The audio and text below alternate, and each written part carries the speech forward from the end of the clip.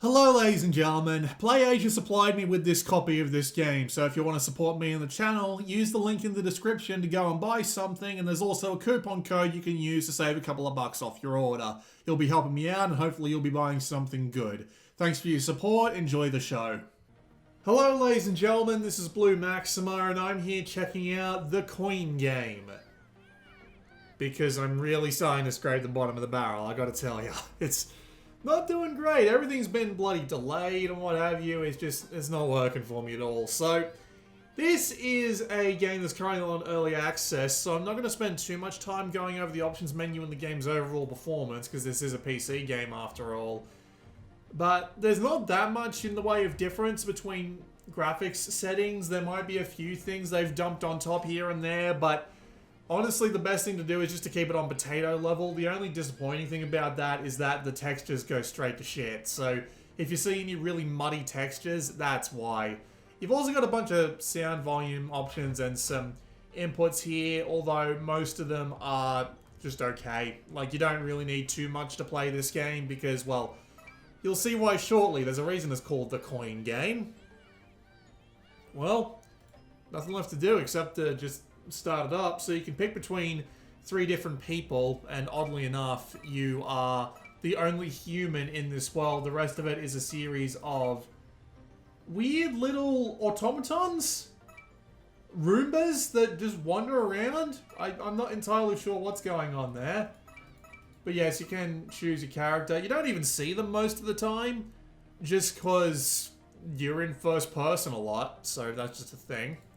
Now, there are 2 different modes, but the survival mode isn't actually available in this yet, so that's a little bit disappointing, but we can load up a save game that I've got, which I've got a bit of money and some objects that we can play around with. Another downside to the fact that this is in early access is that, well, load times take ages. They really do.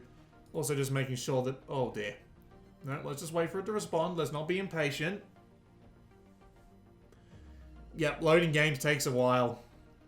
Something in the scene of about a minute. It's just really slow. And yes, there it goes. You cannot exit off the golf cart unless you are stopped. Your mum's orders. Sounds about right. I like all the little advertisements they got for the different places as you go as well. You can see the frame rate up in the top right corner there, and it is, again, I'm not going to harsh too much on this game, but yeah, it's all over the place. So you do have a house you can go into. It's not worth too much at the moment, but you do have a pet goose. And you can pet the goose. Doesn't really do too much for you.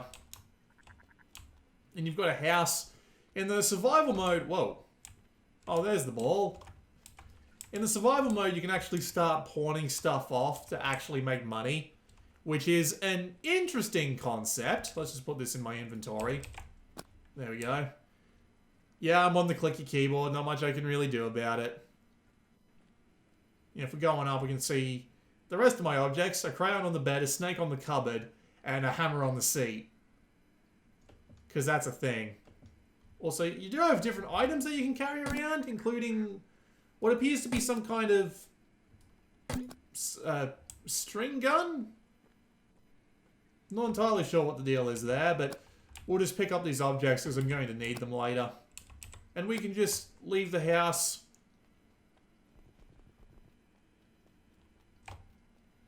Yes, the duck has its own, the goose has its own doggy dog, because why not? So if we hit the tab button while we're out here, we can read things like emails, which gives you a little bit of information about the game as it is so far.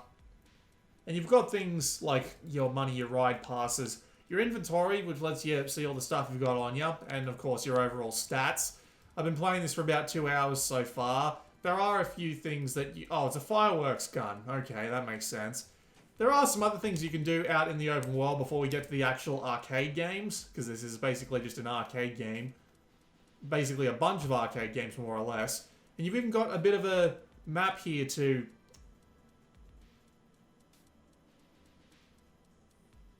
You've even got a bit of a map here to show you the way around. So you can see where your house is, where all the different places are. They're all on the... They're all, more or less all of them. The pier is all the way down the... Oh, the UFO's there, but some of them's all on the main strip. And we even have a golf cart we can ride around in. Because why not, right? It's silly, but it's a thing. There isn't that much to explore outside of this. You can notably find random, like, $5 bills, like, behind buildings sometimes. I noticed that. It's not the worst looking game I've ever played, but frankly it's completely irrelevant for out here. You don't really need this stuff out here to look decent. You just need the insides of the places that you're going to visit to look decent. You can't really do much damage with the golf cart.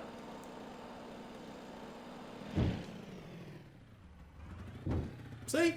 Totally fine.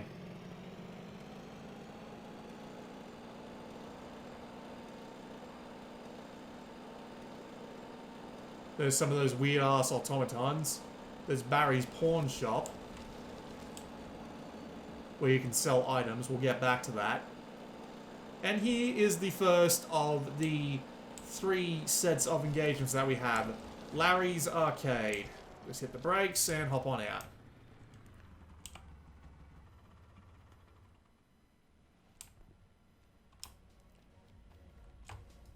So I wonder if, when we go in here... Oh god, they do.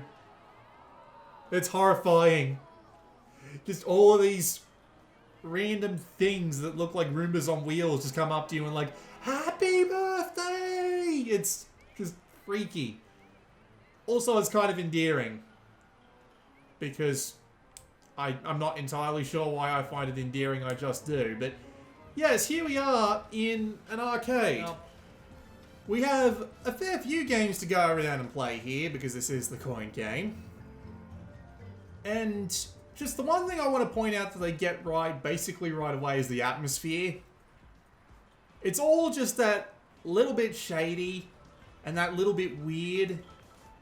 But all of the machines are just appropriately colourful, and what's the word I'm looking for? What's the word where it draws your eye to them in a very specific way. It's not exactly flashy, and yes, we just missed Teddy and the Ticket Eaters, because yes, like, man, look at this, it's very clearly just like a dirty hole in the wall place, but it's still kind of neat. This is the first door you walk into when you start up the game, and they all come up to you and say happy birthday. It's so weird. So in birthday mode, at the very least, you have to hop into the money blower. Did I just say money blower thingy on the side? Okay, why not? And you just gotta try and get as much cash as you possibly can. More or less. Just need to hold your mouse over. Thankfully, every game has the ability to press H on the keyboard, and you can see exactly what you need to do in it, which can help with some of the more obscure ones.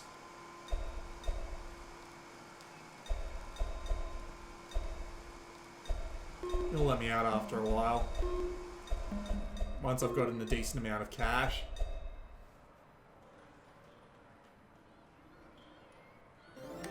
I won $48. Cool. With the amount of money I had before, this will be more than enough. So, let's go play some games. I always like coin dozers. I don't know why.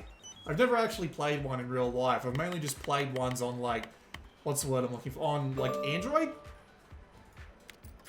Where you just constantly get coins and you just drop them in all the time, and it's just...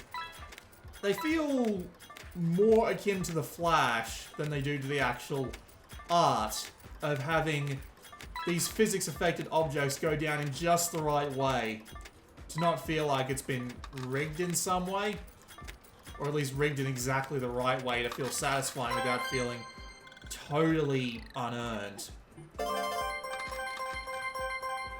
All the controls in these games are really simple. All you need to do most of the time is use the movement keys and the mouse cursor, or the mouse button. So they all feel pretty simple to play, they're all pretty easy to pick up. And the physics on them can be really good. I'm always impressed with the coin pushes in this game, just because they look and play really well, surprisingly. The coins clatter down in a satisfying way, while at the same time not feeling too overblown. Sometimes they get stuck like that, but well...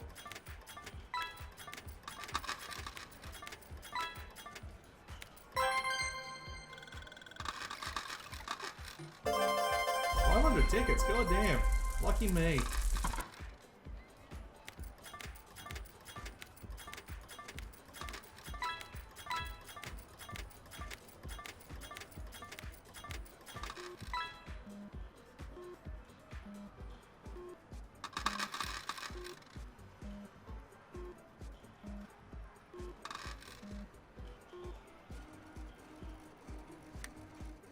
$687 tickets, nice. What about Treasure in the Sand? This is a slightly more unique one. I'd be lying if I said I knew if there was actually a machine like this, but I find it to be neat. Just all these physics-affected objects that you need to push off as fast as possible without touching the gigantic spade in the middle. It's satisfying in a weird way that's kind of hard to describe.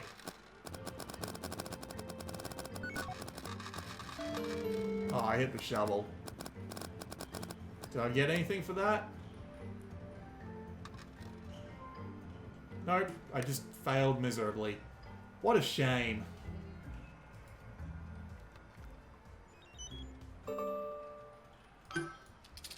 Sometimes you just get really random games like this one, where you just spin the wheel and hope for the best.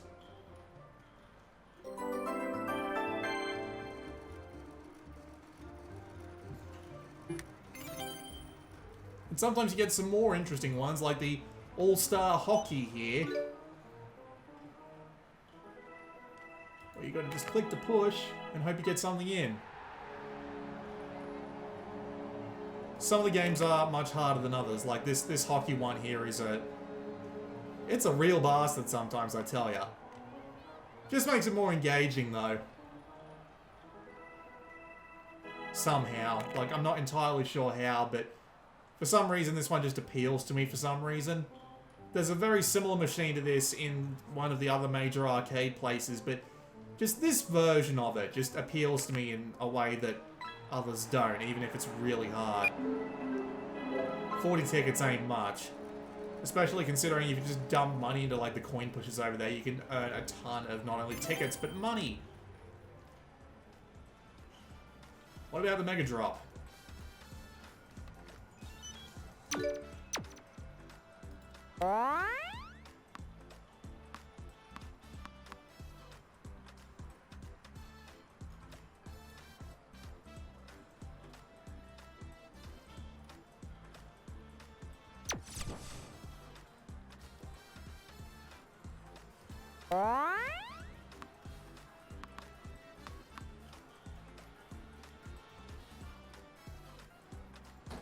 These sorts of arcades are not something that I ever really visited.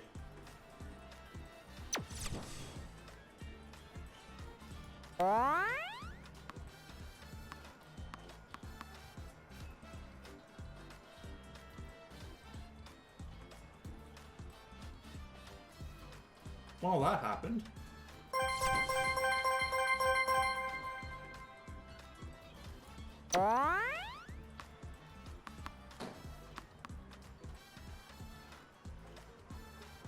These sorts of arcades are something that I never really visited, but they definitely have the theme on point, which I appreciate.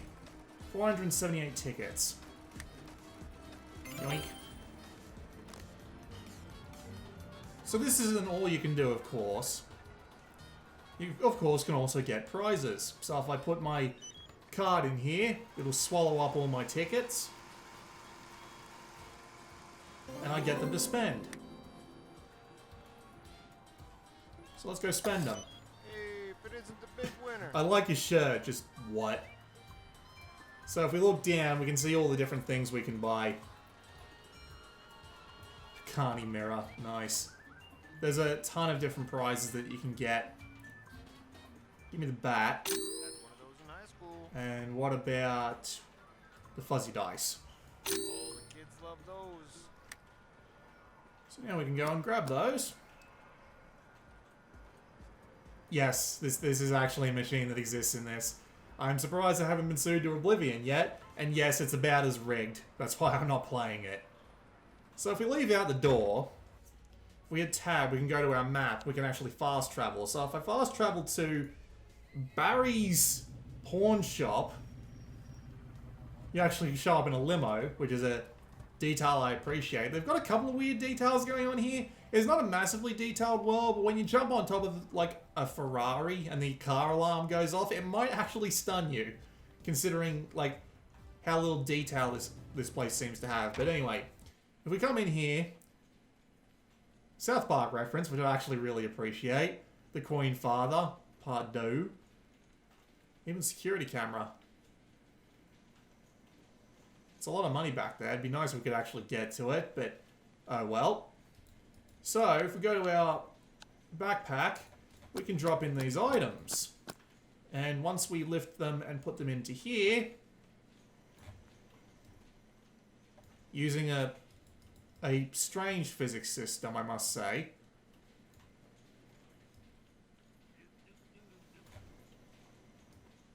The game's actually going to detect everything that we stuck in here. And how much will they offer me for it? Let's see, quick math, about 20 bucks?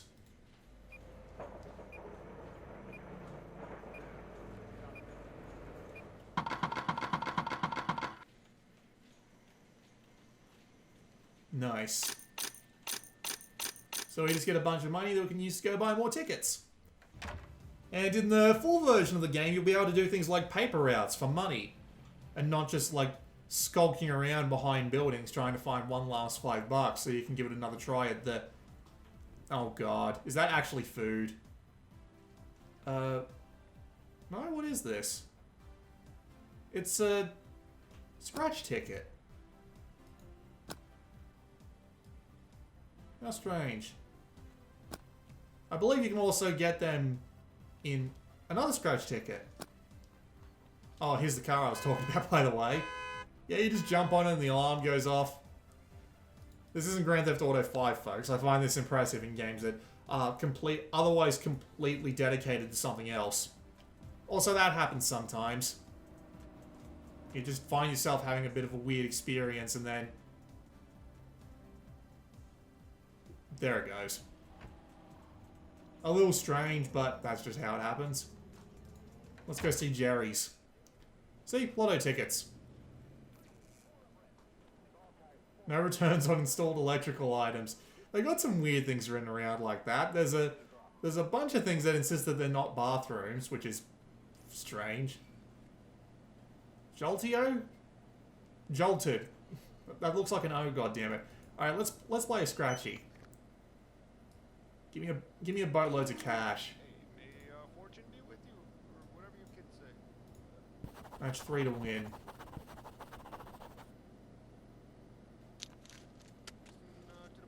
I would play again if I were you. Why not? I got the money. Let's do it. Hey, happy scratching to you. Right click. Okay. 3, 1, 3, 2, 2, 4, 2. Ah. Hey, we got the old liquid motion lotion outside. Well, I can't keep doing that forever. Also, for some reason, not this guy. But there are other random things that you can do with these people. They have the ability to, like, you can press F to inventory, but apparently this doesn't count for them. Also, you can grab them and just throw them around. Because why not, right? It's weird. It's really weird. But anyway, if we head to the UFO arcade, we actually have people in the limo with us now. And they all look like weirdos. That probably includes us. Especially since I can look through the back of my torch.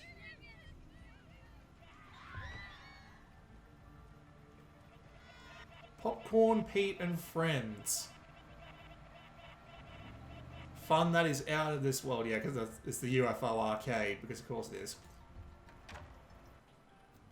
Even more games, and even some other stuff. Like if we go up the top before we go and play any of the games down here, we have laser tag. Now the unfortunate thing about the coin game is that it's nowhere near as good at doing like real world physical games.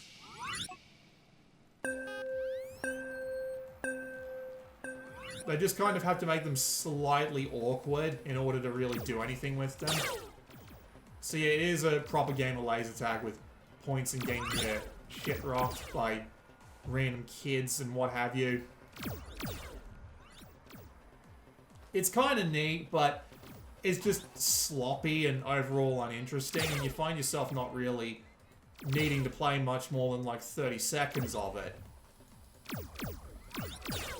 Just because it's so simple that you don't really need to worry about it too much.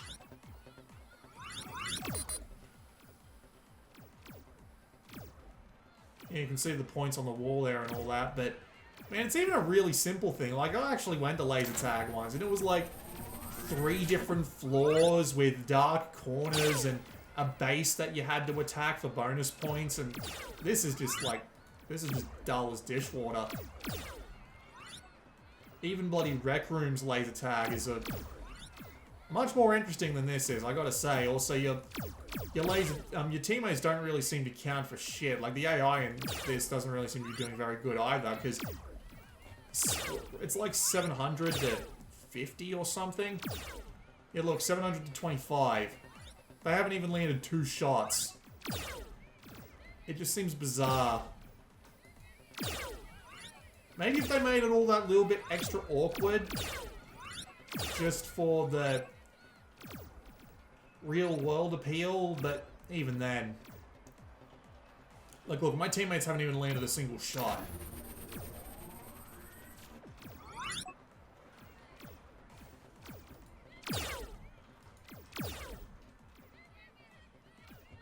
At least this is a pretty decent way to get tickets. You need an absolute ton of tickets to get the good prizes, which gets you the good amount of money, but that makes perfect sense and therefore fits the theme of the game perfectly.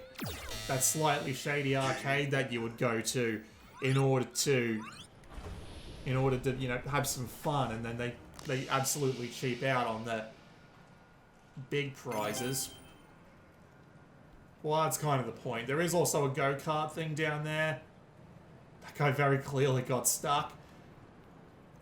But it's about as interesting as that laser tag, if I'm being honest, because we're here for the real games, like the coin dozers, but we're not going to play the coin dozers. We're going to play the whack-a-mole instead. It's neat to see that someone actually, is actually trying to do something along these lines, because you don't have enough of these, just sort of fun fair games. I mean, you do have games like carnival games in VR, and you do have some free-to-play mobile schlock that's more determined to get your dollars out of your pocket more than, actually providing a fun time. No way. No way. I don't know tickets, goddamn. Yeah, I don't need to whack again, thank you.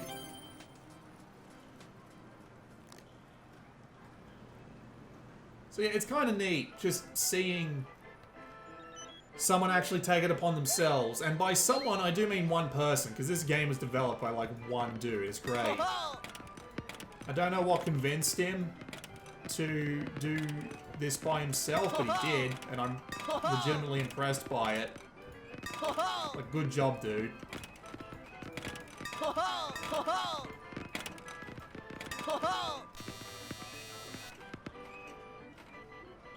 310? That's nice.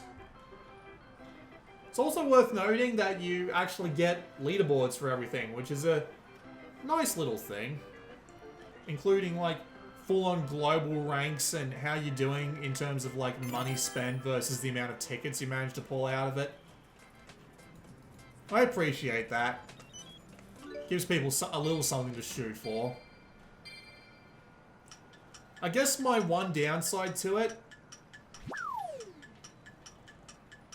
my one downside to this would be that once you've played through all the games a couple of times, it just doesn't seem like you would get that much in the way of entertainment out of it more than a few times, unless there's like 1,000 different kinds of machines that you can go around and play. Because, like, even with just like the 2 places they've got open already, you've already got some repeats. Like, here's Butterfly Catcher.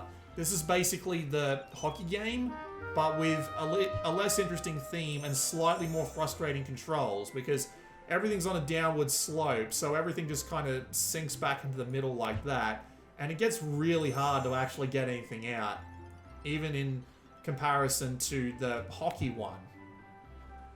Because everything just seems to move out of the way without much in the way of saying, hey, let's let this guy just have a little bit, huh?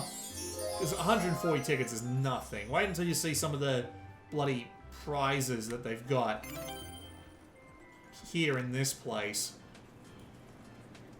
But yeah, I still like what they got going on here. Like, look, this is another one of those drop the ball games, but the timing's different. And this is another claw catcher, and there's more coin pushers. There's nothing wrong with coin pushers, but when you've got like 1/4 of your machines being coin pushers, it just gets a little disappointing. I feel bad for the guy, because it's obviously a lot of work, even if it's just coin pushers, to code something that's generally unique, but man, you didn't have to slide over here so quickly, mate. But yeah, look at some of this stuff. You've got light swords for 30 grand, and then you've got hoverboards for 100,000 tickets. Like, that's legitimately nuts. That is a stupid amount of tickets that you need. Then again, I guess that's the point, you know? You spend so much time working your way towards the good prizes. It makes sense. I'm not gonna tell him off for that. But yeah, I just think to myself, man, if this is a real arcade, I would feel really ripped off. Give me the pink plush, please. Donk.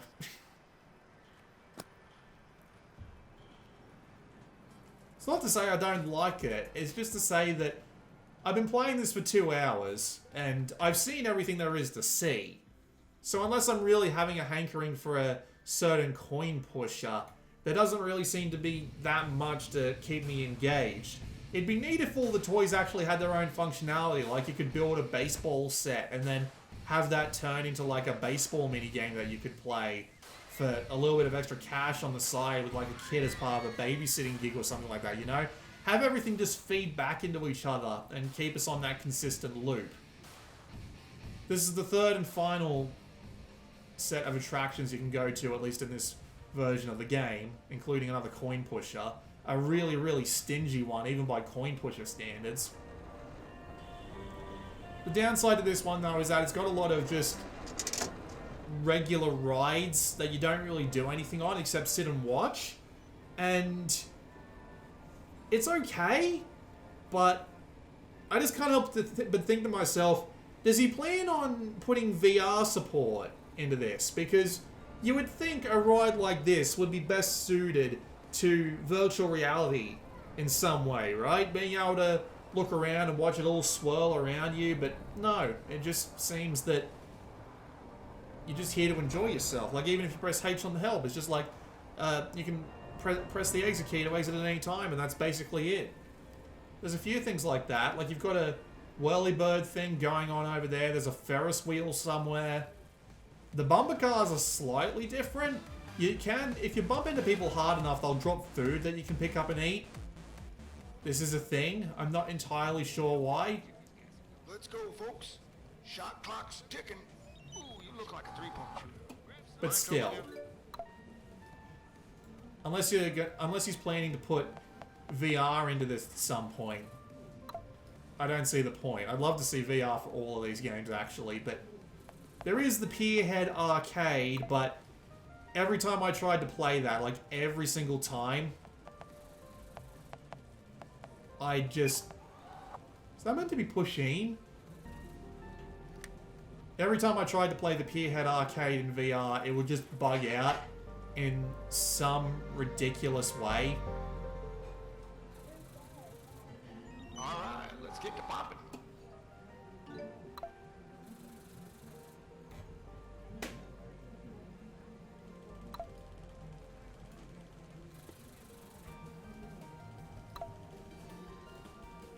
So I'm kind of left with just playing stuff like this. Give me a hot dog.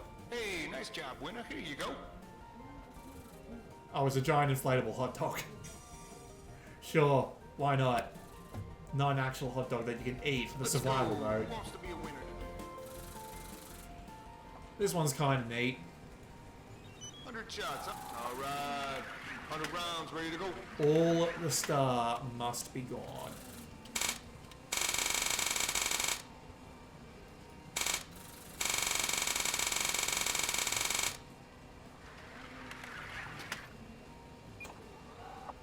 Totally screwed that one up, but there you go. Also, that cost $5.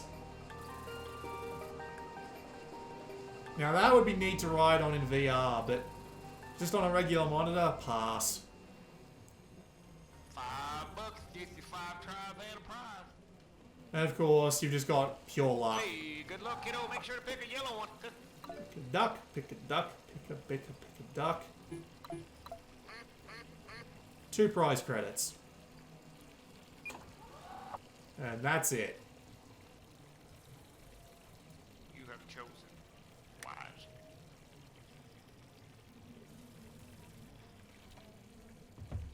Bye, ball. So that was a look at the coin game. I really do like what it's going for. He's got the atmosphere down pat outside of these really creepy walking Roombas that you can pick up and take along with you, because why not? I like a fair few of the machines he's designed, and he does some good work with things like the coin dozers to make the physics realistic. I say realistic, but you know, they feel real more than anything. So, I find myself enjoying it, but I just hope he's got the engine in him to put out a lot more, because I feel like the game's going to need a lot more if it's going to want to stick around for more than a few hours in most people's libraries, at least. Also, some optimization passes and all that wouldn't go astray either. What the? Okay, I guess he got sick of my shit. Who would have thought? This has been Blue Maxima, and I will see you all next time.